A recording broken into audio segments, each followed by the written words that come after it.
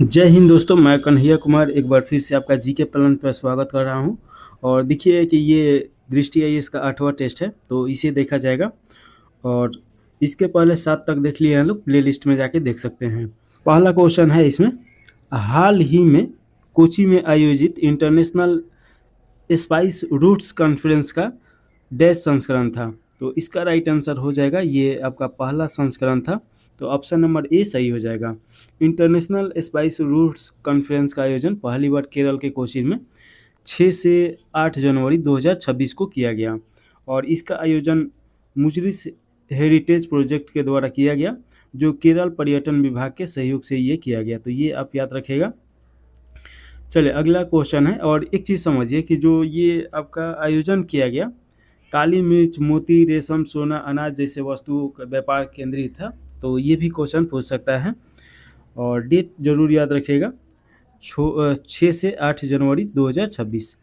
अगला क्वेश्चन है, sports government conference का आयोजन कहाँ किया गया था। स्पोर्ट्स गवर्नेंस कॉन्क्लेव का आयोजन कहाँ किया गया था। तो इसका राइट आंसर आपका हो जाएगा, अहमदाबाद में किया गया था। अहमदाबाद कहाँ पड़ेगा, तो ये गुजरात में पड़ेगा। और गुजरात से क्या क्या क्वेश्चन आता है, तो देखिए कि गुजरात तटीय राज्यों में सबसे बड़ा तट वाला ये राज्य है, तो ये आप याद रखेगा। और सबसे पश्चिमी जो बिंदु पड़ता है, ये आपका गुहार मोती पड़ता है, जो कि गुजरात में ही स्थित है, सबसे अंतिम का बिंदु है। और ये 9 जनवरी को किया गया, तो ये आप याद रखेगा।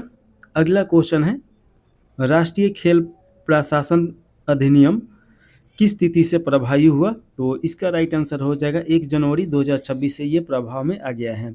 और देखिए कि राष्ट्रीय खेल प्रशासन अधिनियम को 18 अगस्त 2025 को आधिकारिक राजपत्र में अधिसूचित किया गया था, लेकिन इसके प्रावधानों को आंशिक रूप से 1 जनवरी 2026 को प्रभावित में लाया गया है। और यह अधिनियम राष्ट्रीय खेल निकायों, जिससे राष्ट्रीय ओलंपिक समिति, राष्ट्रीय पैरा ओलंपिक समिति और राष्ट्रीय खेल महासंघों के लिए एक संरचित शासन ढांचा निर्धारित करता है। ये 3 के बाद चौथा नंबर क्वेश्चन में देखिएगा कि वर्ष 2024-25 के दौरान भारत में चावल का उत्पादन कितना था। तो इसका राइट आंसर आपका सी सही हो जाएगा, 150.18 मिलियन टन हो जाएगा। तो ये याद रखेगा। साथ में ये याद रखेगा कि 2026 में भारत चाइना को छोड़ के पूरे विश्व में प्रथम स्थान हासिल किया है चावल उत्पादन में। और भारत में देखिए कि राज्यों में तो पश्चिम बंगाल प्रथम स्थान पे है, वहीं पे बिहार, अगर देखिए कि बिहार में अगर डिस्ट्रिक्ट वाइज, तो रोहतास आपका प्रथम स्थान पे हो जाएगा। तो रोहतास में सबसे ज़्यादा चावल उत्पादन हुआ है। तो ये आप सभी क्वेश्चन याद रखेगा। चलिए अगला क्वेश्चन देखेंगे, 5वां नंबर क्वेश्चन। इसमें पूछा जा रहा है, निम्नलिखित में से कौन सा देश ओपेक के संस्थापक सदस्य देश थे। तो देखिए कि ओपेक का मतलब क्या हो जाएगा, ऑर्गेनाइजेशन पेट्रोलियम से ये संबंधित है, पेट्रोलियम जो है उत्पादन होता है। और इसमें ये इसका स्थापना 1960 में हुआ था, और 5 देश मिलके किया था लोग। 5 देश में कौन-कौन आ जाएगा, तो ईरान, इराक, सऊदी अरब, वेनेजुएला और कुवैत आ जाएगा। तो देखिए कि इसमें आपका पूछा जा रहा है, तो ये ईरान हो जाएगा, इराक हो जाएगा, वेनेजुएला और सऊदी अरब। तो ऑप्शन नंबर आपका बी सही हो जाएगा। यूएई संस्थापक सदस्य देश में नहीं था, लेकिन बाद में इसमें देखिए कि आपका रसिया और भी बहुत सारा देश जुड़ता है लोग, जिसे ओपेक प्लस के नाम से जाना जाता है। तो ऑप्शन नंबर आपका ये बी सही हो जाएगा। चलिए अगला क्वेश्चन देखिएगा, समुद्री प्रताप क्या है। तो समुद्री प्रताप देखिएगा कि ये आपका एक जहाज है, जो समुद्र में जितना कचरा रहता है, प्रदूषण, उसे ये नियंत्रित करता है, यानी कि साफ करता है। तो ऑप्शन नंबर इसका राइट आंसर बी सही हो जाएगा। भारतीय तट रक्षक का ये प्रदूषण नियंत्रण पोत है। तो ये आप याद रखेगा, ऑप्शन नंबर बी सही हो जाएगा। और गोवा ये शिपयार्ड हो जाएगा। तो अगला क्वेश्चन 7वां नंबर क्वेश्चन देखिएगा, इसमें पूछा जा रहा है, माधव गाडगिल, जिनका हाल ही में निधन हो गया, किस क्षेत्र के अग्रणी थे। तो देखिए कि ये पारिस्थितिकी विज्ञान से संबंधित है, और साथ में पर्यावरण संरक्षण के लिए ये जाने जाते हैं। इनका मानना था कि समाज के द्वारा, यानी सामाजिक तरीका से पर्यावरण संरक्षण होना चाहिए। तो ऑप्शन नंबर आपका बी सही हो जाएगा। अगला क्वेश्चन है 8वां नंबर, राष्ट्रमंडल देशों के अध्यक्षों और पीठासीन अधिकारियों के 14वें सम्मेलन का आयोजन कहाँ किया गया है। ये नई दिल्ली में किया गया है, तो ऑप्शन नंबर आपका बी सही हो जाएगा। और 14 से लेकर 16 जनवरी 2026 के बीच में किया गया है, तो ये आप याद रखिएगा। अगला क्वेश्चन है 9वां नंबर क्वेश्चन, इसमें पूछा जा रहा है भारतीय सेना दिवस 2026 का थीम क्या है। तो इसका राइट आंसर देखिएगा कि 15 जनवरी को मनाया गया है। भारतीय सेना दिवस हर साल मनाया जाता है, और इसका अगर थीम का बात किया जाए तो नेटवर्किंग और डाटा सेंट्रिसिटी का वर्ष। तो ऑप्शन नंबर आपका सी सही हो जाएगा। अगला क्वेश्चन देखिएगा, रिस्पॉन्सिबिलिटी नेशन इंडेक्स निम्नलिखित में से किसके द्वारा जारी किया जाता है। तो ये जारी किया जाता है आपका वर्ल्ड इंटेलेक्चुअल फाउंडेशन के द्वारा। ऑप्शन नंबर आपका सी सही हो जाएगा। इसमें देखिए कि हाल ही में जारी किया गया है, और इसमें नैतिक शासन, सामाजिक कल्याण, पर्यावरण स्थिरता और वैश्विक उत्तरदायित्व इसमें शामिल किया जाता है। और देखिए कि भारत की पहल के तहत वर्ल्ड इंटेलेक्चुअल फाउंडेशन द्वारा जारी किया जाता है, और इसमें देखिए कि सिंगापुर, स्विट्जरलैंड और डेनमार्क शीर्ष स्थान पे हैं, जबकि भारत जो है 16वें स्थान पे है। तो ये आप याद रखिए कि भारत का स्थान कितना है, तो 16वां स्थान है। अगला क्वेश्चन है 11 नंबर, भारत के ठोस अपशिष्ट प्रबंधन नियम 2026 के अनुसार स्रोतों पर अपशिष्ट के अनिवार्य पृथक्करण की धाराएं कौन सी है। तो इसका राइट आंसर देखिएगा, ये आपका गीला अपशिष्ट हो जाएगा, सूखा अपशिष्ट, सैनिटरी अपशिष्ट और विशेष देखभाल अपशिष्ट, ये चारों हो जाएगा। तो ऑप्शन नंबर आपका डी सही है। 11 के बाद 12 नंबर क्वेश्चन पूछा जा रहा है, अरुंधति राय ने अपनी किस उपन्यास के लिए मातृभूमि book of the year award 2026 जीता है या जीती हैं। तो इसका राइट आंसर आपका हो जाएगा the Mary comes to me. तो ऑप्शन नंबर आपका ए सही हो जाएगा। और 2026 में ये अवार्ड दिया गया है उनको, और ये 7वां संस्करण था, तो ये आपको याद रखना है। इसमें 2 लाख रुपए नगद और एक मूर्ति प्रदान किया जाता है। अगला क्वेश्चन है, कार्लोस अल्कराज ने ऑस्ट्रेलिया ओपन 2026 में किसे हराकर खिताब जीता है। तो ये देखिएगा कि आपका नोवाक जोकोविच को हराया है, तो ये आप याद रखिएगा। ऑप्शन नंबर सी सही हो जाएगा।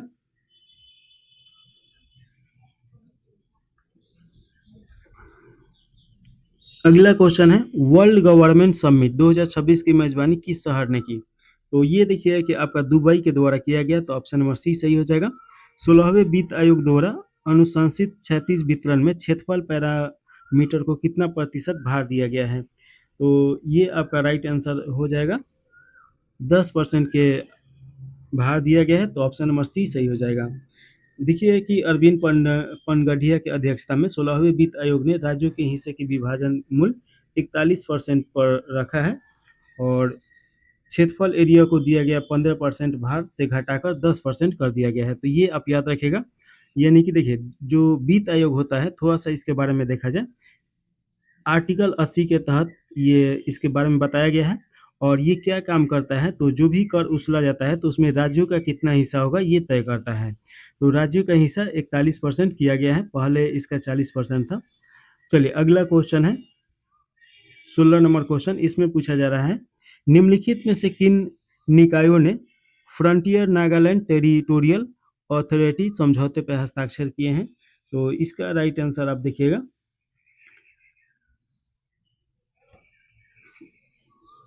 ईस्टर्न नागालैंड पीपुल्स ऑर्गेनाइजेशन और नागालैंड सरकार और आपका गृह मंत्रालय, ये तीनों के द्वारा किया गया है। तो ऑप्शन नंबर आपका डी सही हो जाएगा। और देखिए कि नागालैंड के 6 जिलों को शामिल किया गया है इसमें, और इसका उद्देश्य है शक्तियों का विकेंद्रीकरण करना, और संविधान के अनुच्छेद 371 के तहत ये प्रावधान किया गया है। तो ये आप जरूर याद रखिएगा। चलिए अगला क्वेश्चन है 17 नंबर, हाल ही में समाचारों में रहा न्यू स्टार्ट ट्रीटी किन देशों के बीच में हुआ है। तो ये आपका संयुक्त राज्य अमेरिका और रूस के बीच में हुआ है। न्यू स्ट्रेजिक, ये स्टार्स लिखा है, इसे स्ट्रेजिक आर्म्स रिडक्शन ट्रीटी इसे बोला जाएगा। तो ये दोनों के बीच में हुआ है, यानी कि जो इनके पास बम बारूद है उसका सूचना आदान प्रदान किया जाता है आपस में, तो उसी को बोला जाता है। ऑप्शन नंबर बी सही हो जाएगा। अगला क्वेश्चन 18 नंबर क्वेश्चन है, इसमें पूछा जा रहा है अभ्यास खंजर 2026 का आयोजन कहाँ किया गया। तो इसका राइट आंसर आपका देखिएगा कि ये असम में किया गया है अभ्यास खंजर, और ये 13वां संस्करण है। तो ये आप याद रखिएगा कौन सा संस्करण है। देखिए कि इसमें असम के शोनितपुर जगह का नाम है शोनितपुर जिले में किया गया है। और इस अभ्यास के बीच में देखिए कि शहरी युद्ध और संयुक्त राष्ट्र के अधीन आतंकवादी रोधी अभियानों में समन्वय बनाने का प्रयास किया गया। चलिए अगला क्वेश्चन है 19 नंबर। इसमें पूछा जा रहा है निम्नलिखित में से किसे स्वच्छता पखवाड़ा पुरस्कार 2025 में प्रथम पुरस्कार प्रदान किया गया है। तो इसका राइट आंसर आपका हो जाएगा पारादीप बंदरगाह प्राधिकरण। और देखिए कि ये आपका पारादीप कहाँ पे है, तो ये आपका उड़ीसा में पड़ेगा, तो ये याद रखेगा। और पतन पोत परिवहन और जल मंत्रालय द्वारा ये आपका स्वच्छता पखवाड़ा पुरस्कार 2025 प्रदान किया गया है, तो ये आपको याद रखना है। चलिए अगला क्वेश्चन है, चलिए 19 के बाद 20 नंबर क्वेश्चन। इसमें पूछा जा रहा है कि भारत की पहली जलमग्न सड़क सह रेल सुरंग किस नदी के नीचे प्रस्तावित की गई है। तो ये आपका प्रस्तावित किया गया है ब्रह्मपुत्र नदी पे, तो ऑप्शन नंबर आपका सी सही हो जाएगा। और देखिए कि ये गोहपुर और नुमागढ़ी को जोड़ेगा, तो ये याद रखिएगा। हालांकि अभी इसके बारे में और जानकारी निकल के आएगा। अगला क्वेश्चन है भ्रष्टाचार धारणा सूचकांक 2025 में भारत की रैंकिंग क्या है। तो भारत की रैंकिंग इसमें 91वां दिया गया है, तो ऑप्शन नंबर बी सही हो जाएगा। और देखिए कि 182 देशों में ये भारत का रैंकिंग है, तो ये आप जरूर याद रखिएगा। और देखिए कि 100 के अंतर्गत जो नीचे आएगा उसे बहुत ज़्यादा भ्रष्टाचार देशों में रखा जाता है, तो ये आप याद रखिएगा। अगला क्वेश्चन है 122 नंबर। बिहार पुनर्गठन अधिनियम 2000 के कारण बिहार की विधायी संरचना में परिवर्तन हुआ है, और इसके परिणाम स्वरूप क्या हुआ है ये आपको बताना है। तो इसमें देखिएगा कि बिहार विधानसभा की संख्या 325 से बढ़कर 325 से घटाकर 243 कर दी गई, ये आपका सही है। बिहार विधान परिषद की संख्या 75 तक बढ़ा दी गई, ये बढ़ाया नहीं गया है, ये घटाया गया है, तो ये आप याद रखिएगा। और ये 75 है अभी बिहार विधान परिषद की, पहले 96 किया गया फिर 75 किया गया, तो ये आपका गलत हो जाएगा और ये सही है। तो ऑप्शन नंबर जरूर ये आप जरूर याद रखिएगा। बिहार पुनर्गठन अधिनियम 2000 के आसपास में ये किया गया था, और हाल फिलहाल में अभी 243 सीट है बिहार विधानसभा में, और बिहार विधान परिषद में 75 सीट है। तो ऑप्शन नंबर आपका ए सही हो जाएगा, केवल एक सही है। अगला क्वेश्चन है 22 के बाद 23 नंबर क्वेश्चन। इसमें पूछा जा रहा है बिहार विधान परिषद के इतिहास के संदर्भ में निम्नलिखित कथनों पर विचार करना है। और ऑप्शन में दिया गया है, इसमें सही उत्तर का चुनाव करना है। पहला में दिया गया है बिहार विधान परिषद के गठन की अनुशंसा 25 अगस्त 1911 को किया गया, ये आपका एकदम सही है। बिहार विधान परिषद की पहली बैठक 1913 में पटना में आयोजित हुआ, ये भी सही है। तो ऑप्शन नंबर देखिए कि आपका कौन सा हो जाएगा, सी सही हो जाएगा, दोनों सही है। देखिए कि परिषद की पहली बैठक 20 जनवरी 1913 को बांकीपुर जो पटना में ही है वहाँ पे किया गया था, तो ये आप जरूर याद रखिएगा। और अगला क्वेश्चन है 24 नंबर। राज्यपाल से संबंधित संवैधानिक प्रावधान निम्नलिखित प्रावधान करते हैं। राज्यपाल से संबंधित संवैधानिक प्रावधान निम्नलिखित का प्रावधान करते हैं, तो इसमें सही उत्तर का चुनाव करना है। पहला में दिया गया है राज्यपाल की नियुक्ति प्रधानमंत्री द्वारा उनके हस्ताक्षर और मुहर के अधीन वारंट द्वारा की जाती है, ये आपका एकदम गलत है। राज्यपाल की नियुक्ति प्रधानमंत्री के सलाह पे राष्ट्रपति के द्वारा किया जाता है, तो ये आप जरूर याद रखिएगा।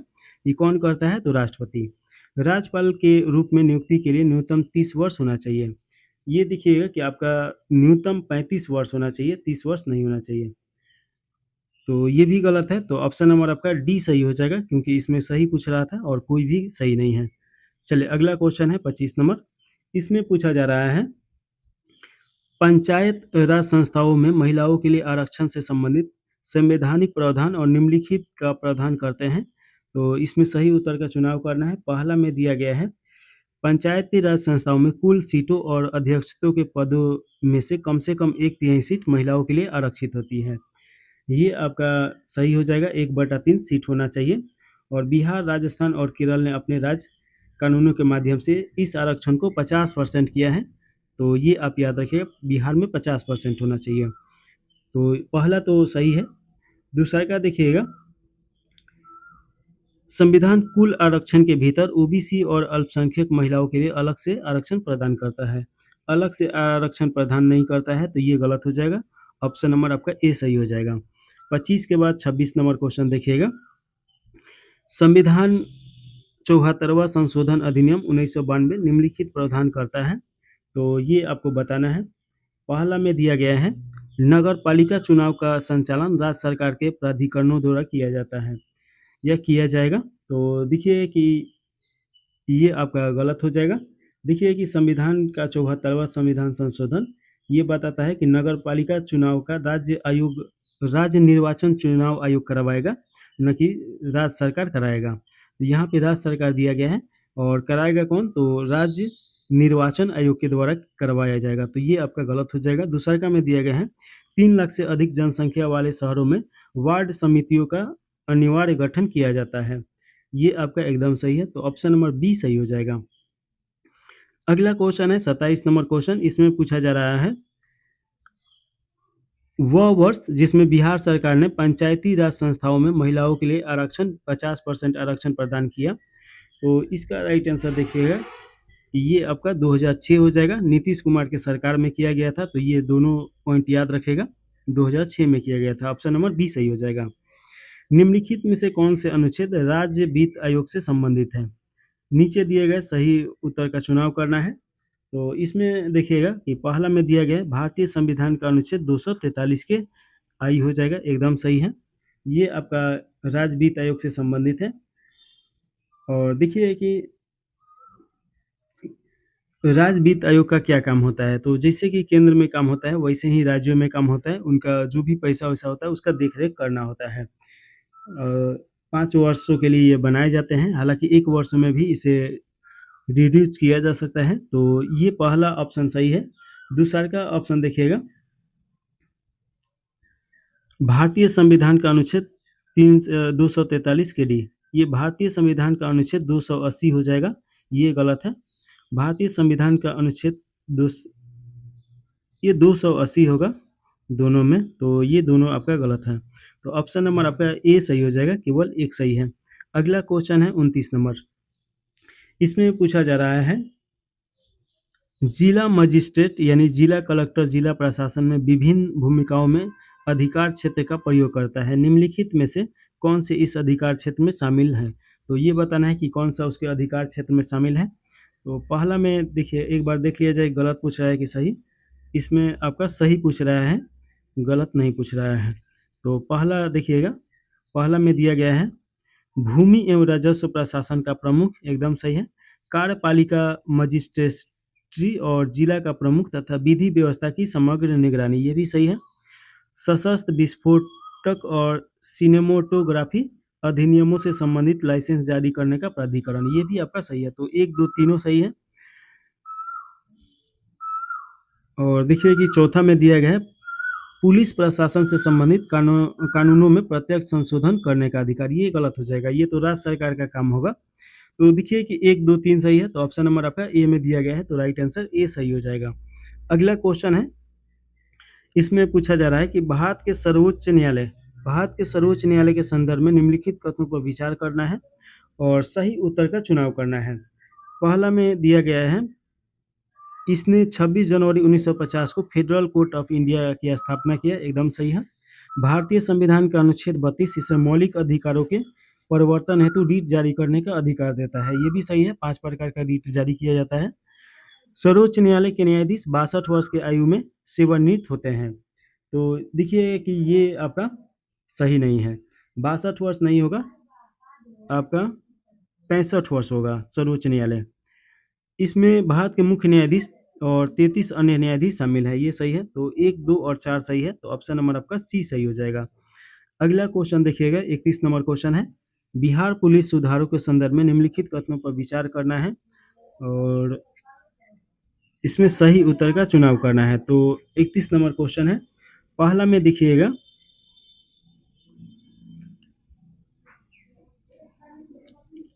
इसमें दिया गया है बिहार प्रति 1 लाख जनसंख्या पर पुलिस कर्मियों की संख्या 165 से 170 तक बढ़ाने का लक्ष्य रखा गया है, एकदम सही है। बिहार में आधुनिक पुलिस व्यवस्था की शुरुआत 1862 में बिहार पुलिस अधिनियम 1861 के लागू होने के बाद किया गया, तो ये भी सही है। पुलिस को जनता के करीब लाने के लिए वर्ष 1958 में एक पुलिस आयोग का गठन किया गया था, ये भी आपका सही है, तीनों सही है। यहाँ पे देखिएगा, बिहार में पहले से ही प्रति 1 लाख जनसंख्या पे 55.78 पुलिसकर्मी है, ये आपका गलत हो जाएगा। तो ऑप्शन नंबर देखिएगा कि 1, 2, 3 ये सही है। और देखिएगा 1 लाख जनसंख्या पे लगभग 100 के आसपास ही पुलिसकर्मी है, तो ये आप याद रखेगा। 1, 2, 3 सही है, ऑप्शन नंबर डी में दिया गया है, तो राइट आंसर डी सही हो जाएगा। अगला क्वेश्चन है, इसमें पूछा जा रहा है लोक सेवा आयोग। लोक सेवा आयोग की भूमिका के संदर्भ में निम्नलिखित कथनों पर विचार करना है और सही कथन का चुनाव करना है। इसमें देखिएगा पहला में दिया गया है वे संघ एवं राज्य सेवाओं में नियुक्त हेतु परीक्षाएं आयोजित करते हैं, एकदम सही है। वे सिविल सेवाओं और सिविल पदों के लिए भर्ती की विधियों पर परामर्श देते हैं, ये भी सही है। और देखिए कि वे नए अखिल भारतीय सेवाओं के गठन करते हैं, ये आपका गलत हो जाएगा। नए अखिल भारतीय सेवाएं राष्ट्रपति के द्वारा ही गठन किया जा सकता है, तो ये आपका गलत हो गया। वे सरकारी कर्मचारियों से संबंधित अनुशासनात्मक मामलों पर सलाह देते हैं, ये आपका सही है। 1, 2 और 4 सही है, तो ऑप्शन नंबर सी सही हो जाएगा। आर्टिकल ये 324 इनसे संबंधित है, तो ये आप याद रखेगा। और अगला क्वेश्चन देखेंगे इसके बाद, उच्च न्यायालय के न्यायाधीशों की नियुक्ति किस अनुच्छेद के अंतर्गत की जाती है? तो इसका राइट आंसर आपका हो जाएगा आर्टिकल 217, तो ऑप्शन नंबर आपका बी सही हो जाएगा। और उच्च न्यायालय की नियुक्ति किनके द्वारा किया जाता है? तो राष्ट्रपति के द्वारा किया जाता है और कॉलेजियम सिस्टम के द्वारा किया जाता है। तो कॉलेजियम सिस्टम क्या है? तो देखिए कि जैसे कि उच्च न्यायालय या सुप्रीम कोर्ट में अगर न्यायाधीश नियुक्त करना है तो न्यायालय स्वयं कुछ नाम भेजता है और उसी में से चुनना होता है, तो ऑप्शन नंबर आपका बी सही हो जाएगा। 33 के बाद 34 नंबर क्वेश्चन में पूछा जा रहा है, वर्ष 1969 में विशेष श्रेणी राज्य के वर्गीकरण से संबंधित सिफारिश किस वित्त आयोग ने की थी? तो इसका राइट आंसर आपका हो जाएगा, ये 5वां वित्त आयोग हो जाएगा, तो ऑप्शन नंबर बी सही है। बिहार में राष्ट्रपति शासन कितनी बार लगाया गया है? तो इसका राइट आंसर देखिएगा कि बिहार में अभी तक राष्ट्रपति शासन 8 बार लग चुका है, तो ऑप्शन नंबर आपका सी सही हो जाएगा। देखिए कि सबसे पहले 1968 के आसपास में लगाया गया, फिर उसके बाद 2005 में भी लगाया गया था, 1999 में भी लगाया गया था, तो ये आप याद रखिएगा कि 8 बार लगाया गया है। अगला क्वेश्चन है, सैयद अता हसनैन ने बिहार के डैश लेफ्टिनेंट जनरल के रूप में शपथ ली है, तो ये आपका 43वें लेफ्टिनेंट जनरल बने हैं, तो ऑप्शन नंबर बी सही हो जाएगा। सुजनी कढ़ाई किस राज्य से संबंधित है? तो देखिए कि सुजनी कढ़ाई जो है ये आपका बिहार से संबंधित है, और देखिए कि यह कला 18वीं शताब्दी की मानी जाती है, और प्रारंभ में नवजात शिशुओं के लिए मुलायम रजाई या गद्दा ये सब बनाया जाता था, लेकिन अब ये कारोबार भी दे रहा है, तो ऑप्शन नंबर बी सही हो जाएगा। अगला क्वेश्चन है, इसमें पूछा जा रहा है कि मधुबनी चित्रकला को भौगोलिक प्रदर्शन यानी कि जीआई टैग प्रमाण किस वर्ष किया गया? तो मधुबनी चित्रकला तो आप जानते ही हैं, ये जीआई टैग इसे दिया गया था 2007 में, तो ऑप्शन नंबर ए सही हो जाएगा। जट जटनी नृत्य बिहार के किस क्षेत्र में किया जाता है? तो इसका राइट आंसर आप देखिएगा कि ये मिथिलांचल में किया जाता है, और मिथिलांचल देखिए कि बिहार का जैसे ये मैप मान लीजिए, तो मिथिलांचल आपका ये क्षेत्र जो रहेगा इसके आसपास में मिथिला हो गया, मधुबनी हो गया, किशनगंज के आसपास में, ये सब मिथिलांचल बोला जाता है। चलिए अगला क्वेश्चन है 40 नंबर, भिखारी ठाकुर किसके लिए प्रसिद्ध है? भिखारी ठाकुर देखिएगा कि ये आपके भोजपुरी लोकगीत और रंगमंच परंपरा से संबंधित है, तो ऑप्शन नंबर आपका बी सही हो जाएगा। और भोजपुरी संगीत परंपरा में देखिए कि महेंद्र मिसिर, राधो मोहन चौबे रंजन, लक्ष्मण पाठक, शारदा सिन्हा, ये सब बहुत ज़्यादा आपका प्रसिद्ध है, तो यहाँ से क्वेश्चन भी आ सकता है। चलिए अगला क्वेश्चन है 41 नंबर, 40 के बाद 41 नंबर क्वेश्चन, इसमें पूछा जा रहा है कि विश्व का सबसे ऊंचा केसरिया बौद्ध स्तूप बिहार के किस जिले में स्थित है? तो सबसे पहले देखिए कि बौद्ध स्तूप क्या होता है। तो जिससे कि गौतम बुद्ध का मृत्यु हुआ तो उनके जितने भी अंग थे, अवशेष थे, उनको कहीं न कहीं दफनाया गया और दफनाने के बाद एक स्ट्रक्चर बनाया गया ऐसे गोलाकार, और यहाँ पे पूजा अर्चना किया जाता है। इनके बीच में उनका अवशेष रखा गया है। चारों तरफ वेदिका भी बनाया गया है ये इसके चक्कर लगाने के लिए। तो इसमें जो उनके अनुयायी होते हैं चक्कर भी लगाते हैं। तो एक तरीका से देखिएगा ये स्तूप जो है गौतम बुद्ध का अवशेष है। तो इसका राइट आंसर 41 का देखिएगा ये आपका पूर्वी चंपारण हो जाएगा, केसरिया स्तूप। तो ऑप्शन नंबर ए सही है। जर्दालू आम बिहार के किस जिले से संबंधित है? तो जर्दालू आम देखिए कि जीआई टैग मिला है, ये भागलपुर से संबंधित है। ऑप्शन नंबर ए सही हो जाएगा। 2018 में इसे जीआई टैग मिला था, तो ये याद रखिएगा। अगला क्वेश्चन है 43 नंबर। बिहार का एक रामसर स्थल जिसका नाम है गोकुल जलाशय बिहार के किस जिले में स्थित है? इसका राइट आंसर देखिए कि ये बक्सर जिला में स्थित है गोकुल जलाशय। तो ये आप जरूर याद रखेगा। यह गंगा नदी के दक्षिण किनारे पे स्थित एक ऑक्सबो झील है। यह आंध्र भूमि आसपास के गांवों के लिए प्राकृतिक बाढ़ और अवरोधक के रूप में काम करता है। देखिए 50 से अधिक पक्षी प्रजाति यहाँ पे हर साल आता है लोग, और जैव विविधता यहाँ पे बहुत अच्छा खासा है। तो ये आप याद रखिएगा। रामसर स्थल का मतलब क्या होता है? तो देखिए कि एक ईरान में जगह है रामसर, और वहीं पे बैठक हुआ था जहाँ पे प्राकृतिक तौर पे जो नमी रहता है यानी कि पानी लगा रहता है। तो वहाँ पे देखिए कि पेड़ पौधा भी होगा, जीव जंतु भी बहुत ज़्यादा होगा। तो अगर उसका क्षय हो रहा है तो रामसर स्थल में उसे शामिल किया जाता है और उसका संरक्षण किया जाता है। हर साल 2 फरवरी को रामसर दिवस के रूप में मनाया जाता है ताकि आंध्र भूमियों को संरक्षण दिया जा सके। तो ये आप याद रखिएगा। अगला क्वेश्चन 44 नंबर है। इसमें पूछा जा रहा है सोनपुर मेला निम्नलिखित में से किस अवसर पे शुरू होता है? तो ये कार्तिक पूर्णिमा के अवसर पे शुरू होता है। ऑप्शन नंबर बी सही हो जाएगा। और ये ध्यान में रखिएगा कि सोनपुर मेला ये आपका किस डिस्ट्रिक्ट में है? तो छपरा डिस्ट्रिक्ट में है, और सोनपुर ये जगह का नाम है तो इसीलिए इसका नाम सोनपुर मेला रख दिया गया है। सोनपुर मेला को हरियर क्षेत्र का मेला भी बोला जाता है। यहाँ पे पशु मेला के लिए जाना जाता है जो कि एशिया में सबसे बड़ा है। तो ऑप्शन नंबर देखिए 45 नंबर क्वेश्चन है। खोए की लाई यानी बाढ़ निम्नलिखित में से किससे बनी होती है? तो इसका राइट आंसर देखिएगा कि आपका रामदाना और चीनी को मिलाकर खोए की लाई बनाई जाती है, जो कि इससे भी जीआई टैग दिया गया है। तो ये आप याद रखेगा। ऑप्शन नंबर बी सही हो जाएगा। मैथिली भाषा को किस वर्ष संवैधानिक दर्जा दिया गया? तो मैथिली भाषा को देखिएगा कि आपका संवैधानिक दर्जा 2003 में मिला था। तो ऑप्शन नंबर आपका सी सही हो जाएगा। और देखिए कि मैथिली का विकास मगधी प्राकृतिक से हुआ है। और देखिए कि 14वीं शताब्दी के आसपास में कवि विद्यापति की रचना के माध्यम से इस भाषा का विशेषता मिलता है। तो ये आप याद रख सकते हैं। अगला क्वेश्चन है 47 नंबर।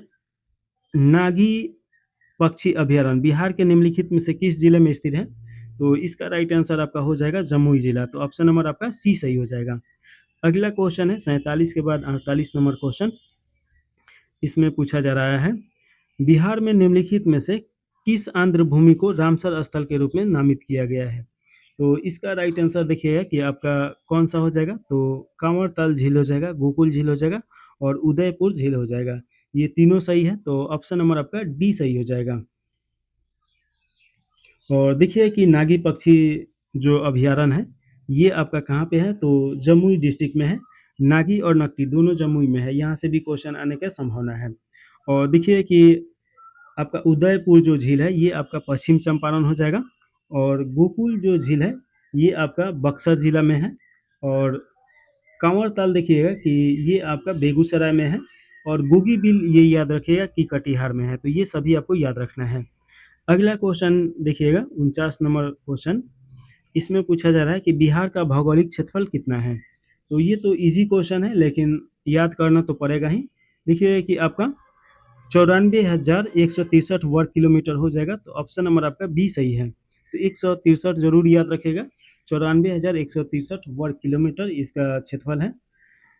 अगला क्वेश्चन देखिएगा भारत वन स्थिति रिपोर्ट 2023 के अनुसार बिहार के निम्नलिखित जिलों में से किसमें सबसे कम वन क्षेत्र है? तो इसका राइट आंसर देखिए कि अरवल हो जाएगा। तो ऑप्शन नंबर आपका ए सही हो जाएगा। अरवल में सबसे कम है। और देखिए कि वनवारण प्रतिशत अगर राज्य में देखा जाए तो शेखपुरा सबसे कम हो जाएगा अगर प्रतिशत के हिसाब से देखा जाए तो। और ऐसे जगह के हिसाब से देखा जाए तो ये आपका अरवल हो जाएगा। और सबसे ज़्यादा जमुई में मिलता है, तो ये तो आपको पता ही होगा।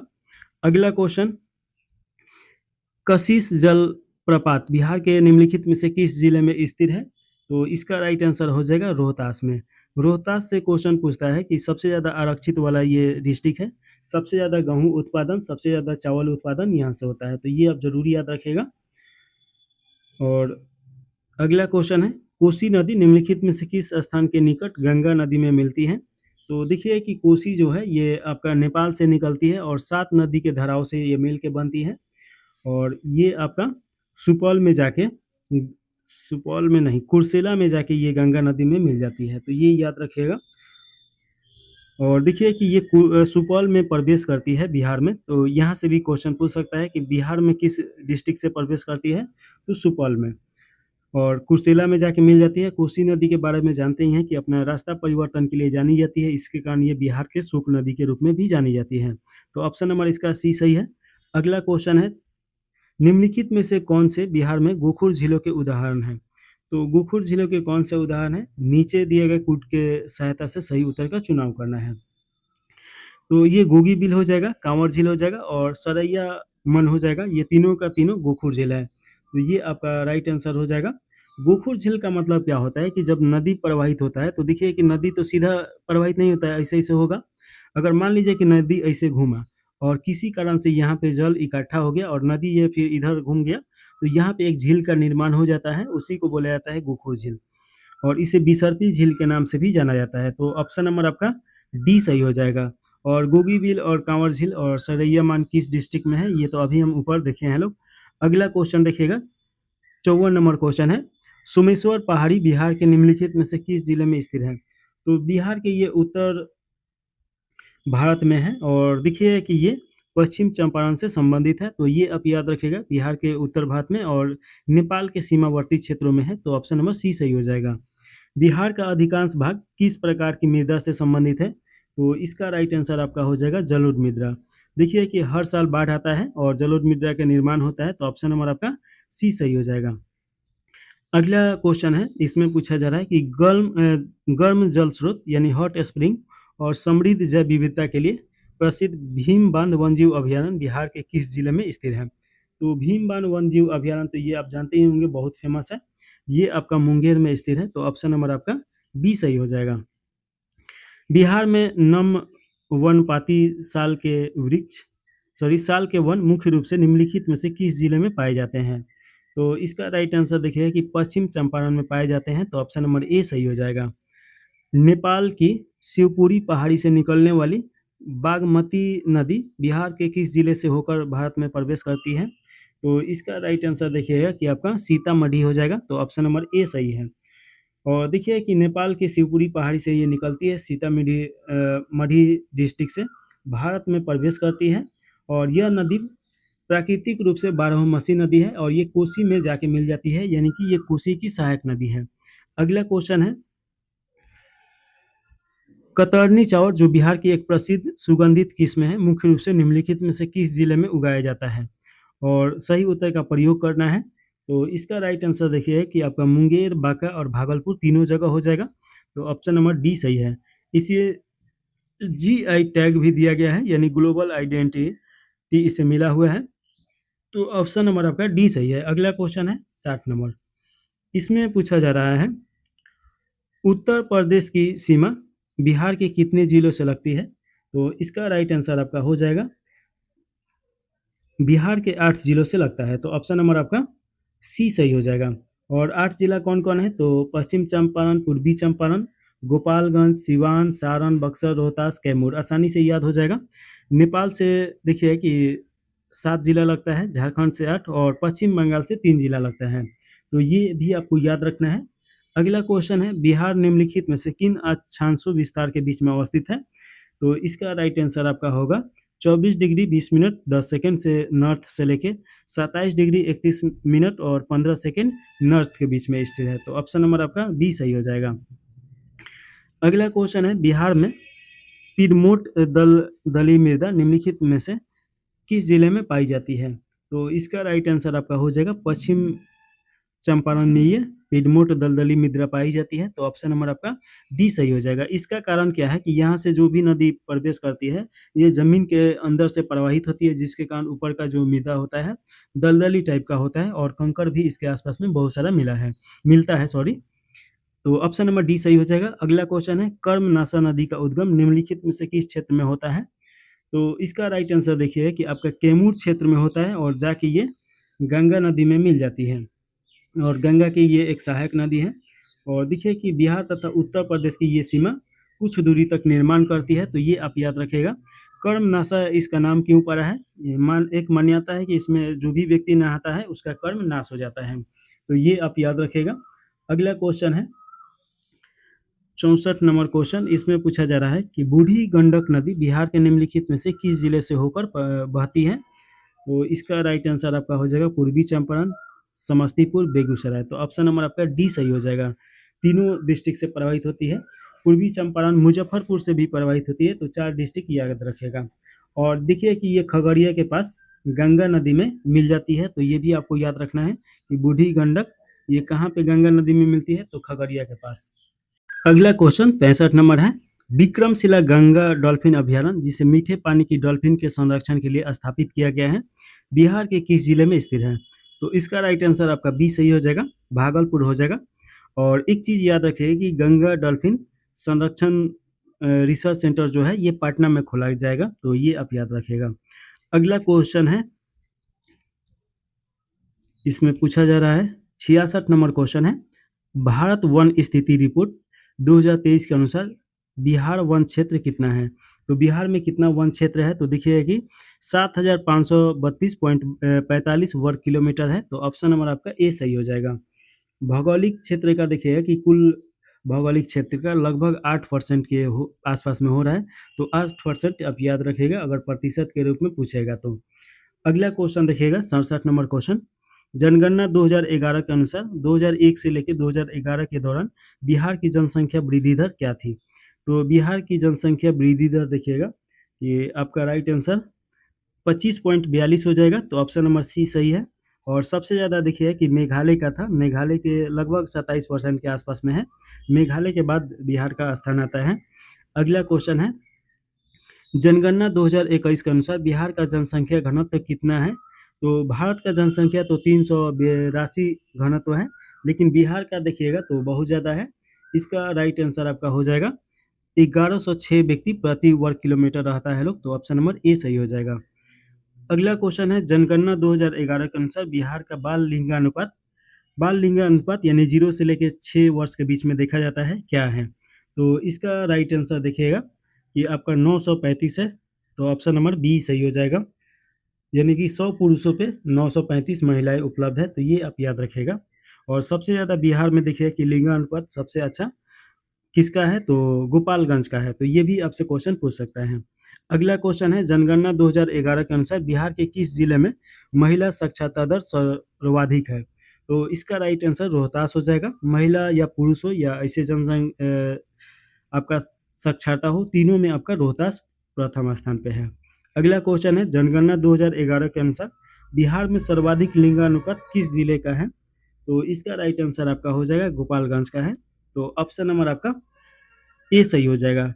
1000 महिलाओं पे यहाँ पे 1021 पुरुष 1000 पुरुषों पे 1021 महिला हैं।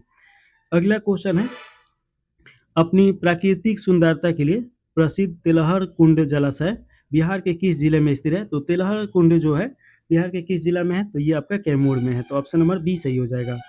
72 के बाद 73 नंबर क्वेश्चन में पूछा जा रहा है, द्वितीय बौद्ध संगति निम्नलिखित में से किस शासक के शासनकाल में आयोजित किया गया था?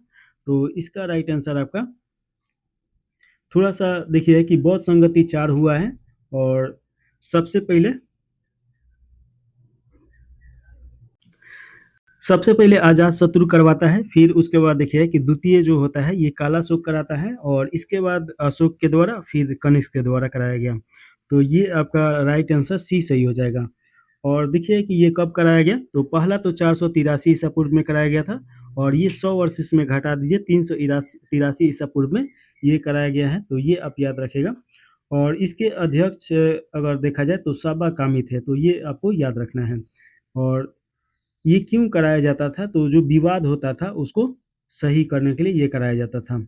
और ये वैशाली में आयोजन किया गया था, तो ये भी आप याद रख सकते हैं। तो ऑप्शन नंबर आपका सी सही हो जाएगा। अगला क्वेश्चन है 74 नंबर। निम्नलिखित में से किस वंश के एक शासक ने 9वीं शताब्दी में नालंदा में एक मठ का निर्माण कराया, जिसके भरण पोषण हेतु देवपाल ने 5 गांव प्रदान किए थे? तो इसका राइट आंसर आपका शैलेंद्र हो जाएंगे। तो ऑप्शन नंबर आपका बी सही हो जाएगा। निम्नलिखित में से विक्रमशिला विश्वविद्यालय की स्थापना किसने की थी? तो इसका राइट आंसर देखिए कि धर्मपाल के द्वारा विक्रमशिला विश्वविद्यालय की स्थापना किया गया।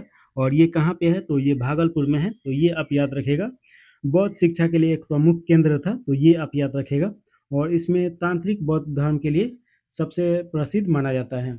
अगला क्वेश्चन है, बौद्ध विद्वान अतीश दीपंकर निम्नलिखित में से किस विश्वविद्यालय से संबंधित है? तो इसका राइट आंसर आपका हो जाएगा, ये विक्रमशिला विश्वविद्यालय से संबंधित है अतीश दीपंकर। तो ये आप याद रखिएगा। अगला क्वेश्चन है, चीनी बौद्ध यात्री फाहियान निम्नलिखित में से किसके शासन काल में आया था? तो ये चंद्रगुप्त द्वितीय के शासन काल में आया था। तो ऑप्शन नंबर आप देखिएगा। तो देखिए कि इसका राइट आंसर सी सही है। लगभग देखिए कि चंद्रगुप्त द्वितीय ये 375 से लेके आपका 414 तक ये शासन किए हैं, और उसी के बीच में ये आया था। और देखिए कि ये सामाजिक, धार्मिक और उसके कल्चर जो था यहाँ से ये सीखने आया था, या कहिए कि रिसर्च करने आया था। तो ये याद रखेगा, ऑप्शन नंबर सी सही हो जाएगा। बौद्ध धर्म का दीक्षा भी ग्रहण करता है। अगला क्वेश्चन है, निम्नलिखित में से किसने इवाज खान को पराजित कर बंगाल और बिहार को पुनः दिल्ली सल्तनत में मिला लिया या अधीन कर दिया? तो इसका राइट आंसर हो जाएगा नसरुद्दीन महमूद हो जाएगा। तो ऑप्शन नंबर आपका बी सही है। और ये देखिए कि 1426 से 27 के बीच में आया था। 1426-27 नहीं होगा, 1226-27 हो जाएगा। तो इसके आसपास में ये आया था। बलबन के बारे में तो आप जानते ही हैं कि लौह और रक्त की नीति इसने अपनाया था। और ये गुलाम वंश का संस्थापक कुतुबुद्दीन ऐबक, इसके बारे में जानते ही हैं। तो चलिए आगे भी मिलेगा इसके बारे में। अगला क्वेश्चन देखिएगा, 79 नंबर क्वेश्चन है, निम्नलिखित में से किसने बंगाल की राजधानी को मुर्शिदाबाद से बिहार के मुंगेर में स्थानांतरित किया? तो इसका राइट आंसर आपका हो जाएगा मीर कासिम के द्वारा स्थानांतरित किया गया था। तो ऑप्शन नंबर बी सही हो जाएगा। अगला क्वेश्चन है, इसमें पूछा जा रहा है कि निम्नलिखित में से किसने संथाल आंदोलन का नेतृत्व किया था? तो इसका राइट आंसर आपका हो जाएगा संथाल आयोग का नेतृत्व। इसमें देखिएगा कि आपका सिंधु मुर्म और कान्हू मुर्म ये दोनों हो जाएंगे, बिरसा मुंडा नहीं होंगे। तो ऑप्शन नंबर आपका बी सही हो जाएगा। तो ऑप्शन नंबर बी सही है। देखिए कि 1855 से लेकर 57 के बीच में संथाल विद्रोह हुआ था। और देखिए कि संथाल समुदाय दामिन एको यानी संथाल परगना क्षेत्र में निवास करता था लोग। जमींदारों, साहूकारों और व्यापारियों के प्रवेश के कारण इनकी पारंपरिक जीवन व्यवस्था बाधित हुई थी और शोषण यहाँ पे शुरू हो गया था, तो जिसके कारण ये विरोध किया था लोग। तो ऑप्शन नंबर आपका बी सही हो जाएगा। अगला क्वेश्चन है, इसमें पूछा जा रहा है कि महात्मा गांधी का सत्याग्रह का प्रथम प्रयोग चंपारण में किस वर्ष प्रारंभ हुआ था? तो देखिए कि चंपारण में राजकुमार शुक्ला के द्वारा बुलाया गया था महात्मा गांधी को, ये भी क्वेश्चन पूछता है। और इसका राइट आंसर हो जाएगा 1917 में यहाँ पे पहली बार ये प्रयोग किए थे सत्याग्रह का। तो ये सफल भी होता है। तो ऑप्शन नंबर देखिएगा कि आपका सी सही हो जाएगा। और इसका कारण क्या था? तो 3 कठिया आपका प्रणाली था। 3 कठिया प्रणाली का मतलब कि 1/3 हिस्से पे आपका नील का खेती करना था, और नील की खेती करने के कारण यहाँ का जो उर्वरक क्षमता था जमीन का वो खत्म हो गया था, और उसके बाद कर भी देना पड़ता था, और जो सेट होता था लोग वो अग्रणी राशि दिया था लोग, जिसके कारण इन लोगों को करना ही पड़ता था। तो ये आपका शोषण करने का एक तरीका हो गया था। तो ऑप्शन नंबर आपका सी सही हो जाएगा। अगला क्वेश्चन है 82 नंबर, बिहार प्रांतीय कांग्रेस समिति का गठन किस वर्ष हुआ था? तो इसका राइट आंसर आपका 1908 में किया गया था। तो ऑप्शन नंबर ए सही हो जाएगा। और देखिए कि राष्ट्रव्यापी गतिविधियों के लिए ये संगठित किया गया था, तो ये याद रखेगा। स्वतंत्रता संग्राम में ये महत्वपूर्ण भूमिका भी निभाता है। आगे अगला क्वेश्चन है, बिहार में 11 अगस्त 1942 को भारत छोड़ो आंदोलन के दौरान छात्रों की हत्या किसके आदेश पे हुई थी? तो इसका राइट आंसर हो जाएगा WC आर्चर के आदेश पे हुआ था। ऑप्शन नंबर आपका ए सही हो जाएगा। और देखिए कि इसे पटना सचिवालय कांड के रूप में भी जाना जाता है, जहाँ पे छात्र झंडा फहरा रहे थे लोग, और झंडा फहराते हुए ही उन्हें गोली मार दिया गया था। तो ये आप जाइएगा पटना संग्रहालय में तो उनका मूर्ति भी बनाया गया है। तो ऑप्शन नंबर आपका ए सही हो जाएगा। अगला क्वेश्चन 83 के बाद 84 नंबर है। बिहार को बंगाल से पृथक कर एक अलग प्रांत बनाने की घोषणा दिल्ली दरबार में किस वर्ष किया गया था? तो ये आपका ऑप्शन नंबर सी सही हो जाएगा। 1911 में किया गया था और 1912 में बनाया भी दिया गया था। तो ये याद रखेगा, 1911 12 दिसंबर याद रखेगा। और 1900 देखिए कि 36 में उड़ीसा को भी बिहार से अलग कर दिया जाता है और 2000 में तो देखिए कि आपका नवंबर में झारखंड को भी अलग किया जाता है। तो ये सभी पॉइंट याद रखना है। अगला क्वेश्चन है 85 नंबर क्वेश्चन में पूछा जा रहा है कि वर्ष 1922 में मुंगेर में किसान सभा का आयोजन किसके द्वारा किया गया था? तो इसका राइट आंसर आपका हो जाएगा मोहम्मद जुबैर हो जाएंगे। तो ऑप्शन नंबर ए सही हो जाएगा। तो ये याद रखेगा। और देखिए कि श्री कृष्ण के बाद यानी कि श्री कृष्ण सिंह के बाद राजनीतिक घटनाओं से ये संबंधित है। और स्वामी शाहजानंद सरस्वती बिहार प्रांतीय किसान सभा की स्थापना 1929 में करते हैं। तो ये भी आपको याद रखना है। अगला क्वेश्चन है, इसमें पूछा जा रहा है 86 नंबर क्वेश्चन, मैथिली भाषा को संविधान की 8वीं अनुसूची में किस संशोधन के माध्यम से शामिल किया गया था? तो ये ऊपर भी क्वेश्चन था और ये आपका राइट आंसर हो जाएगा 92वां संविधान संशोधन 2003 में किया गया था। तो ऑप्शन नंबर आपका बी सही हो जाएगा। और देखिए कि मैथिली के साथ साथ बोडो, डोगरी और संथाली भी इसमें जोड़ा गया। अभी देखिए कि जो भाषा से संबंधित है 8वीं अनुसूची और उसमें 22 भाषा है। तो ये आप याद रखिएगा। अगला क्वेश्चन है बिहार के प्रथम मुख्यमंत्री कौन थे? तो बिहार के प्रथम मुख्यमंत्री देखिएगा कि 1946 में बनाए गए थे। ये आपका श्री कृष्ण सिंह हो जाएंगे। तो ऑप्शन नंबर आपका ए सही हो जाएगा। और देखिए कि श्री कृष्ण सिंह के द्वारा जमींदारी उन्मूलन और प्रशासनिक सुधार में महत्वपूर्ण भूमिका भी निभाया गया। तो ये आप याद रखिएगा। 87 के बाद 88 नंबर क्वेश्चन, झारखंड को बिहार से अलग कर पृथक राज्य कब बनाया गया? तो इसका राइट आंसर हो जाएगा 15 नवंबर 2000 ईस्वी को बनाया गया। ये आपको हम ऊपर भी बताए थे। तो ऑप्शन नंबर बी सही हो जाएगा। निम्नलिखित में से कौन से महाजनपद बिहार में स्थित है? तो इसमें देखिए कि आपका मगध तो हो ही जाएगा। और अच्छा, इसमें एक ही ऑप्शन दिया गया है ये, तो ऑप्शन नंबर आपका ए सही हो जाएगा। हालांकि देखिए कि 16 महाजनपदों में से 3 बिहार में शामिल था। तो ये आप याद रखेगा, जिसमें मगध, अंग और वज्जी। तो ये आपको याद रखना है, मगध, अंग और वज्जी। तो ऑप्शन नंबर ए सही है। अगला क्वेश्चन है बिहार से प्रकाशित प्रथम हिंदी दैनिक समाचार पत्र कौन सा था? तो देखिए कि ये आपका राइट आंसर हो जाएगा सर्वहितैषी था। तो ऑप्शन नंबर सी सही हो जाएगा। अगला क्वेश्चन है 91 नंबर क्वेश्चन। इसमें पूछा जा रहा है कि निम्नलिखित में से किसे ग्लोबल टीचर प्राइज 2026 से सम्मानित किया गया है? तो इसका राइट आंसर रूबिल नागी। तो ऑप्शन नंबर आपका ए सही हो जाएगा। भारत ने 2026 में अपना dash under 19 cricket world cup खिताब जीता है। तो इसका राइट आंसर देखिए कि आपका ये छठा खिताब जीता गया है। और देखिए कि फाइनल मैच में वैभव सूर्यवंशी को मैन ऑफ द मैच दिया गया। तो ये भी आप याद रख सकते हैं। 92 के बाद 93 नंबर क्वेश्चन है भारत की दूसरी बायोसेफ्टी लेवल 4 प्रयोगशाला कहाँ स्थापित की गई? तो इसका राइट आंसर आपका हो जाएगा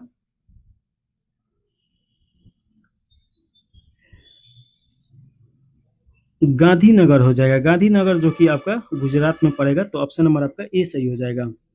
और देखिए कि ये BSL-4 जैविक सुरक्षा का सर्वोच्च स्थल है। तो ये आप याद रखेगा। अगला क्वेश्चन है निम्नलिखित में से किस देश ने हाल ही में अंतर्राष्ट्रीय सौर गठबंधन से स्वयं को अलग कर लिया है? तो स्वयं को कौन सा अलग कर लिया है? तो ये आपका हो जाएगा संयुक्त राज्य अमेरिका हो जाएगा। तो ऑप्शन नंबर आपका ए सही हो जाएगा। 94 के बाद 95 नंबर क्वेश्चन है। इसमें पूछा जा रहा है दिल्ली घोषणा 2026 किससे संबंधित है? तो देखिए कि दिल्ली जो घोषणा है 2026, इसका राइट आंसर आपका हो जाएगा ये लोकतंत्र और चुनावी प्रबंधन से संबंधित है। तो ऑप्शन नंबर आपका बी सही हो जाएगा। और देखिए कि ये सम्मेलन 21 से 23 जनवरी 2026 तक भारत मंडपम में समावेशी, शांतिपूर्ण, प्रत्यास्थी और सतत विश्व हेतु लोकतंत्र विषय के अंतर्गत ये आयोजित किया गया था। तो ऑप्शन नंबर बी सही हो जाएगा। अगला क्वेश्चन है ग्लोबल वाटर वैकेंसी रिपोर्ट के अनुसार विश्व किस युग में प्रवेश कर चुका है? तो देखिए कि विश्व जो है ये ग्लोबल वाटर वैकेंसी में प्रवेश कर चुका है, तो ऑप्शन नंबर आपका ए सही हो जाएगा। और देखिए कि वैश्विक जल दिवालियापन आ जाएगा, यानी कि जल का संकट यहाँ पे गहराता जा रहा है, तो उसी से संबंधित ये है आपका है रिपोर्ट, तो ऑप्शन नंबर आपका ए सही हो जाएगा। 97 नंबर क्वेश्चन में पूछा जा रहा है, वैश्विक जोखिम रिपोर्ट 2026 निम्नलिखित में से किसके द्वारा जारी की जाती है? तो ये देखिए कि जारी किया जाता है किसके द्वारा, तो इसमें ए में दिया है विश्व आर्थिक मंच, तो ऑप्शन नंबर आपका ए सही हो जाएगा।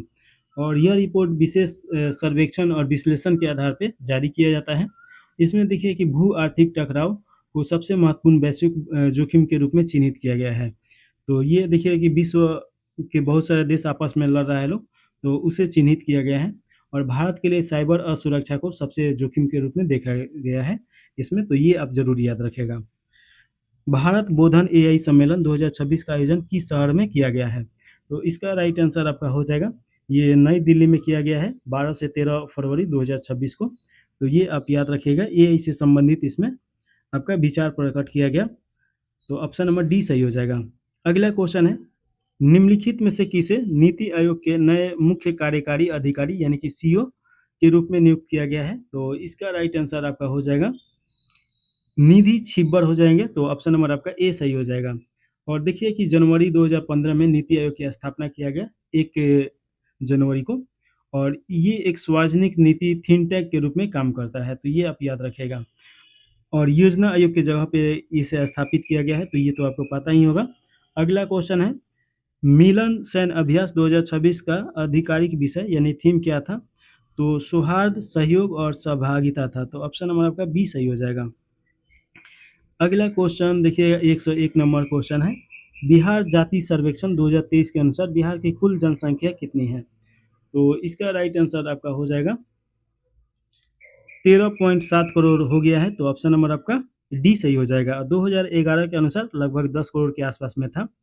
चलिए अगला क्वेश्चन देखिएगा, बिहार जाति सर्वेक्षण 2023 के अनुसार बिहार में अन्य पिछड़ा वर्ग यानी ओबीसी की कुल जनसंख्या कितनी है? तो इसका राइट आंसर आपका हो जाएगा 27.12% है ओबीसी की जनसंख्या, तो ये आप याद रखिएगा। और देखिए कि ईबीसी की जनसंख्या आपका 36.1% है, जो कि सबसे ज़्यादा है। अनुसूचित जनजाति की जनसंख्या आपका 19.65 हो जाएगा। और देखिए कि अनुसूचित जनजाति 1.68% है, तो ये आप याद रखिएगा। अगर ओबीसी और ईबीसी मिला दिया जाए दोनों, तो ये 63% के आसपास में जनसंख्या है। इसका राइट आंसर ए सही हो जाएगा। अगला क्वेश्चन देखिएगा, जनगणना 2011 के अनुसार बिहार की कुल जनसंख्या में अनुसूचित जातियों की प्रतिशत कितना है? तो इसका राइट आंसर अभी हम बताए हैं, ये आपका 15.9 हो जाएगा, तो ऑप्शन नंबर ए सही हो जाएगा। अनुसूचित जाति का मतलब एसी हो जाएगा, शेड्यूल कास्ट। और अगला क्वेश्चन देखिएगा, भारत की कुल जनसंख्या 2011 जनगणना के अनुसार बिहार की जनसंख्या का कितना प्रतिशत है, यानी कि भारत की कुल जनसंख्या का बिहार का जनसंख्या कितना प्रतिशत है, ये पूछा जा रहा है। तो 8.58 हो जाएगा, ऑप्शन नंबर आपका ए सही हो जाएगा। और लगभग 10.41 करोड़ के आसपास में है, तो ये आप याद रखिएगा। तीसरा सर्वाधिक जनसंख्या वाला राज्य है और घनत्व के हिसाब से पहला स्थान पे है। अगला क्वेश्चन है, जनगणना 2011 के अनुसार जनसंख्या की दृष्टि से भारतीय राज्यों में बिहार का स्थान कौन सा है? तो ये आपका तृतीय है। प्रथम स्थान पे आपका यूपी पड़ेगा, दूसरा का स्थान पे आपका महाराष्ट्र और तीसरा का पे बिहार, चौथा पे पश्चिम बंगाल। अगला क्वेश्चन है, बिहार में से कौन सा युग्म निम्नलिखित में से कौन सा युग्म सही सुमेलित नहीं है? तो इसमें बताना है कि कौन सा युग्म सही सुमेलित नहीं है। तो पहला में देखिएगा, वैशाली दिया गया है, भगवान बुद्ध अवशेष स्तूप, ये वैशाली में इनका स्तूप है, तो ये आपका सही हो जाएगा। बोध गया में महाबोधि वृक्ष, ये भी आपका सही है। नालंदा में विक्रमशिला विश्वविद्यालय के अवशेष, ये आपका गलत हो जाएगा, नालंदा में नहीं है, भागलपुर में है। राजगीर में देखिए कि गिरिधकूट पहाड़ी है, ये आपका सही है। तो ऑप्शन नंबर आपका सी सही हो जाएगा, गलत इसमें पूछ रहा है। अगला क्वेश्चन है, सीता कुंड मेला का आयोजन किस स्थान पे किया जाता है? तो इसका राइट आंसर देखिए कि सीता कुंड जो मेला है ये आपका मुंगेर में किया जाता है। तो ऑप्शन नंबर आपका बी सही हो जाएगा। निम्नलिखित में से बिहार की सबसे बड़ी जनजाति कौन सी है? तो बिहार में देखिए कि सबसे बड़ी जनजाति का अगर बात किया जाए तो संथाल हो जाएगा। ऑप्शन नंबर आपका ए सही हो जाएगा। और देखिए कि लगभग 1/3 जनसंख्या है, जो जनजातियों की जितना भी जनसंख्या है, तो ये याद रखिएगा। बिहार में संथाल के अलावा उरांव, मुंडा, गोंड, हो, खड़िया, बुढ़िया, ये सब आपका इसके अंतर्गत आ जाएगा। अगला क्वेश्चन है 109 नंबर क्वेश्चन। पटना में गोलघर का निर्माण निम्नलिखित में से किसने करवाया था? तो देखिए कि गोलघर का निर्माण जो है कैप्टन जॉन गास्टिन के द्वारा अन्न रखने के लिए कराया गया था और 1786 में कराया गया था। तो ये आप याद रखिएगा, जॉन गास्टिन के द्वारा 1770 के भयंकर अकाल के बाद ये कराया गया था। तो ऑप्शन नंबर आपका डी सही हो जाएगा। अगला क्वेश्चन है बिहार के जर्दालू आम को भौगोलिक उपदर्शन प्रमाण यानी कि जीआई टैग किस वर्ष प्रदान किया गया है? ये क्वेश्चन ऊपर भी था। जर्दालू आम देखिए कि भागलपुर में प्रसिद्ध है और इसे आपका 2018 में दिया गया था। तो ऑप्शन नंबर बी सही हो जाएगा। चलिए अगला क्वेश्चन देखा जाए 111 नंबर क्वेश्चन। इसमें पूछा जा रहा है पटना उच्च न्यायालय की स्थापना कब हुई थी, यानी कि किस वर्ष में हुआ था? तो देखिए कि 3 फरवरी 1916 को किया गया। तो ऑप्शन नंबर आपका सी सही हो जाएगा। अगला क्वेश्चन है 111 के बाद 112 नंबर क्वेश्चन, और देखिए कि सबसे पुराने उच्च न्यायालयों में से एक ये है भी है। अगला क्वेश्चन है बिहार विशेष सर्वेक्षण एवं बंदोबस्त अधिनियम 2011 मुख्यतः किससे संबंधित है? तो इसका राइट आंसर हो जाएगा भूमि अभिलेखों का आधुनिकीकरण। तो ऑप्शन नंबर आपका बी सही हो जाएगा। इसमें देखिए कि भूमि सीमाओं और उसका स्पष्टीकरण करने के लिए ये लाया गया था। तो ऑप्शन नंबर बी सही हो जाएगा। अगला क्वेश्चन है बिहार का कौन सा जिला सिल्क सिटी के नाम से जाना जाता है? तो ये तो आप भी जानते हैं कि भागलपुर हो जाएगा। ऑप्शन नंबर बी सही हो जाएगा। 13 के बाद 14 नंबर क्वेश्चन है निम्नलिखित में से कौन 1931 में बिहार सोशलिस्ट पार्टी के गठन से संबंधित है? तो देखिए कि ये आपके गंगा शरण सिन्हा और राम वृक्ष बेनीपुरी हो जाएंगे। तो ऑप्शन नंबर आपका बी सही हो जाएगा। इनके अलावा देखिए कि फूलन प्रसाद वर्मा और राम नंद मिश्र भी शामिल थे। तो ये याद रखेगा। और देखिए कि जयप्रकाश नारायण बाद में इसमें जुड़ते हैं। तो ये आप याद रखेगा। चलिए अगला क्वेश्चन है 115 नंबर। निम्नलिखित में से कौन बिहार से भारत की संविधान सभा के सदस्य नहीं थे? तो इसमें बताना है कि बिहार के कौन से व्यक्ति थे जो भारतीय संविधान सभा के सदस्य नहीं थे। तो इसका राइट आंसर देखिए कि बी आर अम्बेडकर ये बिहार से नहीं थे, ये आपका बंगाल से थे। बाकी अनुग्रह नारायण सिंह, राजेंद्र प्रसाद और जगजीवन राम ये तीनों थे। तो ऑप्शन नंबर आपका डी सही हो जाएगा। 15 के बाद 16 नंबर क्वेश्चन महात्मा गांधी को चंपारण आने के लिए किसने आमंत्रित किया था? तो देखिए कि चंपारण से संबंधित ऊपर भी क्वेश्चन था, उसमें हम बताए थे आपका राजकुमार शुक्ल हो जाएगा। तो ऑप्शन नंबर आपका बी सही हो जाएगा। और देखिए कि ये इलाहाबाद में ये भेंट किए थे। तो ये भी आपसे क्वेश्चन पूछ सकता है कि कहाँ पे भेंट किए थे? तो इलाहाबाद में कांग्रेस का जो अधिवेशन चल रहा था वहीं पे जाके और इनको चंपारण आने का आग्रह किए थे। अगला क्वेश्चन है 17 नंबर क्वेश्चन अभ्रक यानी कि माइका बिहार के निम्नलिखित में से किन जिलों में पाया जाता है? तो देखिए कि माइका में प्रथम स्थान पे है बिहार, यानी कि सबसे ज़्यादा यहीं पे इसका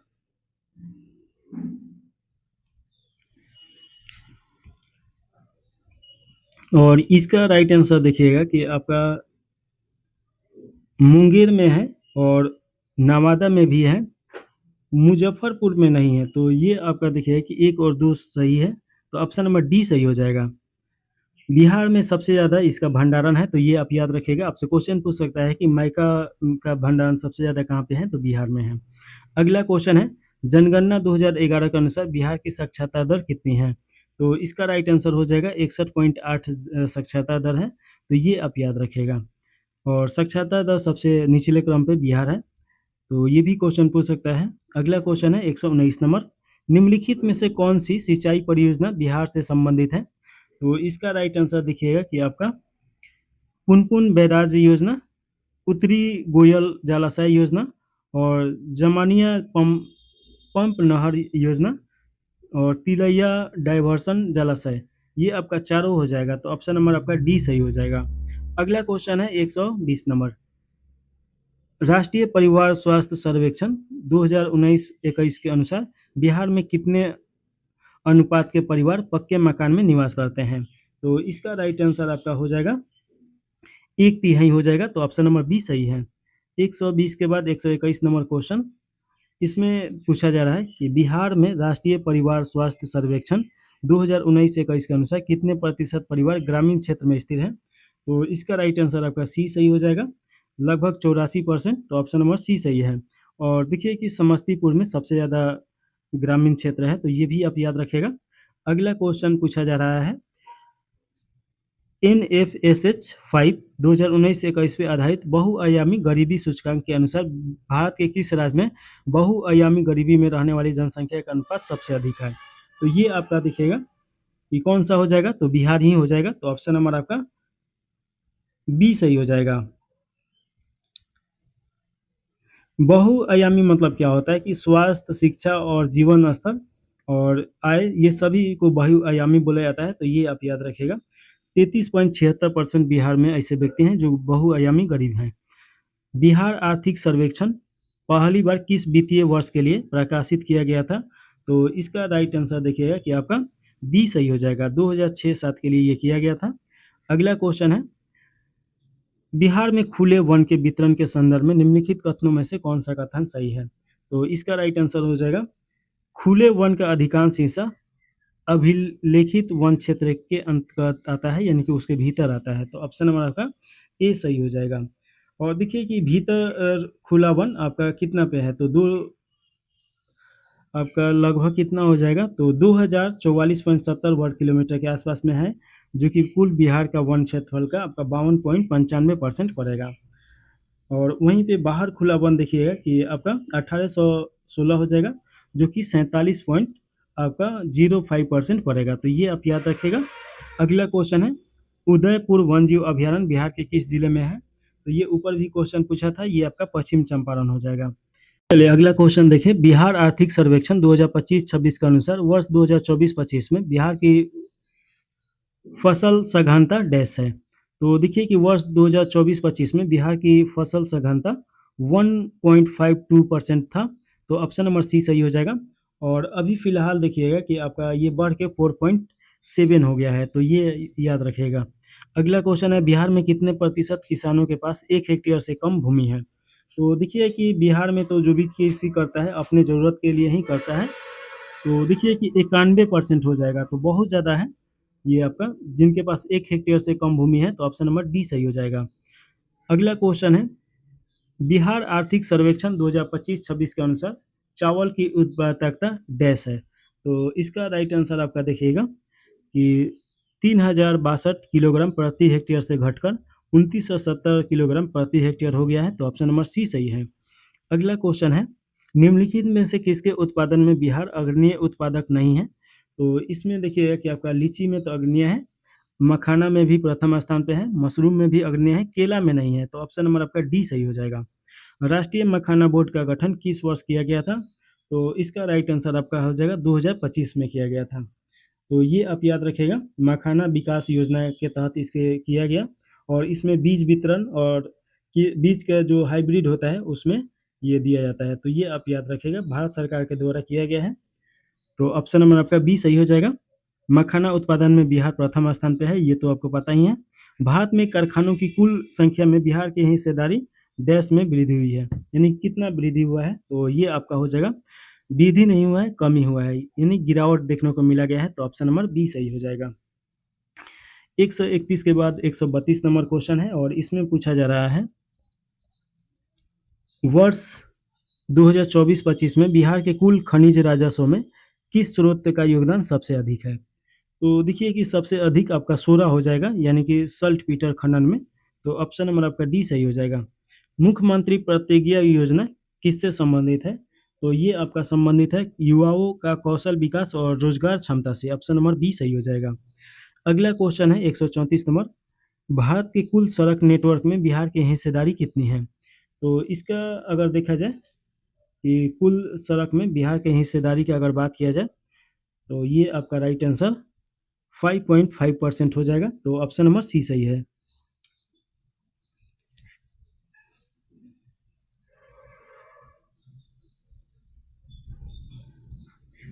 चलिए 34 के बाद 35 नंबर क्वेश्चन है। बिहार इलेक्ट्रिक वाहन नीति 2023 के अनुसार 2030 तक कुल वाहन पंजीकरण में इलेक्ट्रॉनिक वाहनों के कितने प्रतिशत योगदान का लक्ष्य रखा गया है। तो इसका लक्ष्य का अगर बात किया जाए तो 30% इसका लक्ष्य रखा गया है, जो कि आपका इलेक्ट्रिक वाहन हो जाए 2030 तक आते आते। तो ऑप्शन नंबर आपका ए सही हो जाएगा। बिहार की भवन्या पहल या योजना किससे संबंधित है। तो ये क्वेश्चन देखिएगा कि हर टेस्ट में ये मिल रहा है। ये स्वास्थ्य सेवा वितरण और डिजिटल उसका रूपांतरण उससे संबंधित है। तो ऑप्शन नंबर आपका बी सही हो जाएगा। ई परिवेश पोर्टल किस मंत्रालय की एक पहल है। तो इसका राइट आंसर देखिएगा कि आपका पर्यावरण वन और जलवायु परिवर्तन मंत्रालय का ये पहल है। तो ऑप्शन नंबर सी सही हो जाएगा। अगला क्वेश्चन देखिएगा 38 नंबर क्वेश्चन है। बिहार ने 100% यानी 100% घरेलू विद्युतीकरण कब प्राप्त किया। तो इसका राइट आंसर आपका हो जाएगा 2018 में ही प्राप्त कर लिया था। तो ऑप्शन नंबर आपका ए सही हो जाएगा। और देखिए कि बिहार 374 केवी वाट हो गया है, जो आपका प्रत्येक व्यक्ति का मतलब ऊर्जा कितना खर्च करना है, इसे बोला जाता है प्रति व्यक्ति ऊर्जा खपत। तो ये कितना हो गया है, तो 374 केवी वाट। तो ये याद रखेगा। अगला क्वेश्चन है मुख्यमंत्री कृषि विद्युत संबंधित योजना के तहत किसानों को प्रदान की जाने वाली रियायती बिजली दर की क्या है। तो इसका राइट आंसर हो जाएगा 0.55 केवी वाट आवर, ये आपका हो जाएगा। तो ऑप्शन नंबर बी सही हो जाएगा। अगला क्वेश्चन है बिहार के ऊर्जा मिश्रण में तापीय ऊर्जा की हिस्सेदारी है। तो तापीय ऊर्जा का अगर हिस्सेदारी देखा जाए कि कितना परसेंट है, तो ये 66% है तापीय ऊर्जा। तो ऑप्शन नंबर आपका सी सही हो जाएगा। और अन्य स्रोतों में देखिएगा कि आपका सौर ऊर्जा 16% हो जाएगा। ये सब डाटा जरूरी याद रखेगा। 16% आपका सौर ऊर्जा। विद्युत ऊर्जा में देखिए जल ऊर्जा में देखिए कि 12% हो जाएगा। और पवन ऊर्जा में 6.57 हो जाएगा। जबकि खुई और बायोमास का देखिएगा तो आपका 0.004% है। तो ये आपको थोड़ा सा डाटा याद रखना है। तो ऑप्शन नंबर आपका सी सही हो जाएगा। तो देखिए कि अब मैथ रीजनिंग यहाँ से 10 पूछेगा। यहाँ पे आपका दिया गया है कि यदि गुणा के चिन्ह पे माइनस आ जाए और प्लस के चिन्ह पे गुणा और भाग के चिन्ह पे प्लस और माइनस का अर्थ भाग है, तो दिए गए व्यंजन का मान क्या होगा। तो इसमें आपको चेंज कर देना है। देखिए जैसे यहाँ पे माइनस दिया गया है, तो माइनस का मतलब भाग दिया गया है, तो यहाँ पे आप भाग कर दीजिए। और यहाँ भाग के स्थान पे आपका प्लस दिया गया है, तो यहाँ पे प्लस कर देना है। ऐसे ही इसे बदल के और बुडवास नियम पे आप बदल दीजिएगा। आपका आंसर आपका 244 आ जाएगा। अगला क्वेश्चन है 142 नंबर। इसमें पूछा जा रहा है अदिति, अनीसा, आरती और अनामिका किसी काम को क्रमशः 28 दिन, 48 दिन, 32 दिन और 42 दिनों में पूरा कर सकती है। यदि वे सभी मिलकर काम करें तो उस काम को पूरा करने में कितना समय लगेगा। तो देखिए कि इसमें आपका 1/28 प्लस 1/48 ये सभी ऐसे करके और उसका मान निकाल देना है। निकालिएगा तो आपका ऑप्शन नंबर सी सही हो जाएगा। गुणोत्तर श्रेणी आपका -6 दिया गया है। अच्छा, माइनस नहीं दिया गया, 6 दिया गया, 18, 54 और 162 का बढ़ा हुआ पद क्या आएगा। तो ये देखिएगा कि इसमें 3 से गुना किया गया है, इसमें 3 से, और इसमें भी आपका 3 से, ऐसे ही गुना करते जाना है और बढ़ा हुआ स्थान पे कौन सा आ जाएगा। तो इसका राइट आंसर आप देखिएगा कि आपका इसका राइट आंसर डी सही हो जाएगा।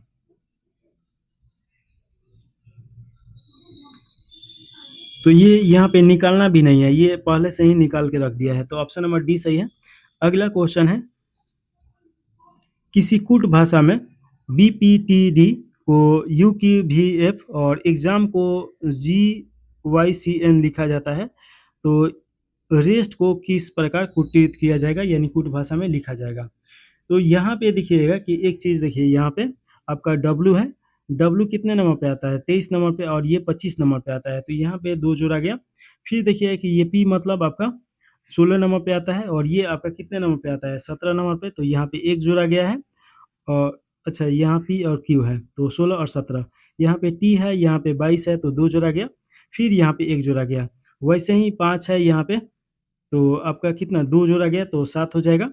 फिर 1 जोड़ा गया, तो ऐसे ही देखिए यहाँ पे 2 जोड़िएगा तो 18 आता है, और 2 जोड़िएगा तो 20 हो जाएगा।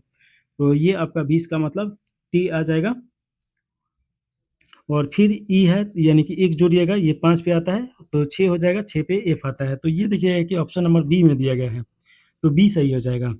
अगला क्वेश्चन है, अपहरणत देखिए कि 5:30 बजे घड़ी की घंटे और मिनट की सुइयों के बीच कोण कितना बनता है? तो ये तो आप बना के आसानी से जान सकते हैं, ये आपका राइट आंसर सी हो जाएगा। 15 डिग्री का कोण यहाँ पे बनता है। अगला क्वेश्चन है, यहाँ पे क्या आएगा जो आपका पूछा जा रहा है, तो इसमें देखिएगा कि आपका 16 आ जाएगा और ये पूरा कर देगा, तो ऑप्शन नंबर आपका डी सही हो जाएगा। इस श्रृंखला में अगली संख्या ज्ञात कीजिए, तो यहाँ पे भी देखिएगा कि आपका यहाँ पे क्या आ जाएगा, तो यहाँ पे आपका 167 हो जाएगा, तो ऑप्शन नंबर बी सही है। और इसे एक बार पढ़ लीजिए और यहाँ पे कुल ये पूछा जा रहा है, इसी के अनुसार पढ़िएगा, उसी में आंसर रहेगा। तो 148 का राइट आंसर आपका हो जाएगा, केवल एक सही है। और 49 का राइट आंसर आप देखिएगा कि आपका हो जाएगा, इसमें डी सही हो जाएगा। और यहाँ पे देखिएगा कि त्रिभुज की संख्या पूछ रहा है, तो त्रिभुज तो निकालने आता ही होगा, तो ए बी ऐसे करके निकाल सकते हैं। और इसका राइट आंसर आपका हो जाएगा 22, इसमें त्रिभुज है, तो ऑप्शन नंबर सी सही हो जाएगा। तो इस प्रकार देखिए कि 150 क्वेश्चन यहाँ समाप्त हो रहा है। रीजनिंग मैथ नहीं कराते हैं कि उसको समझाने में ही बहुत ज़्यादा समय लग जाएगा, ऐसे ही बड़ा वीडियो हो जाता है। तो इसे यहीं पे समाप्त कर दिया जाए। चैनल को लाइक ज़रूर कर दीजिएगा। जय हिंद, जय भारत।